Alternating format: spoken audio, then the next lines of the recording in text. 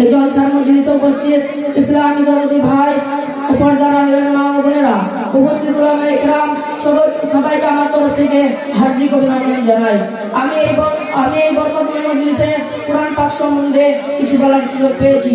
আমি ওই পাক পবিত্র কিতাবকে নিয়ে কি বলবো, যার হিফাজতের দায়িত্ব স্বয়ং আল্লাহ পাক নিয়েছেন।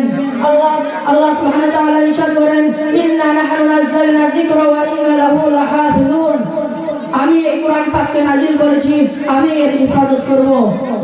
যখন আহলে আরব কালামুল্লাহ পাককে স্বীকার করেনি, কোরআন পাককে মুজিজা বলে গ্রহণ করেনি এবং এই কিতাবকে ইনকার করলো, যার সম্বন্ধে আল্লাহ জুল জালাল ইরশাদ করেন, যালিকাল কিতাবু লা রাইবা ফীহি, এর মধ্যে কোনো সন্দেহ নেই। তখন আল্লাহ পাক চলে দিলেন, তোমরা একজন নয়, দুইজন নয়, সবাই মিলে কোরআনের মধ্যে একটা ছোট্ট সূরা তৈরি করে দেখাও। তাও যদি না পারো, কোরআনের মধ্যে একটা ছোট্ট আয়াত তৈরি করে দেখাও।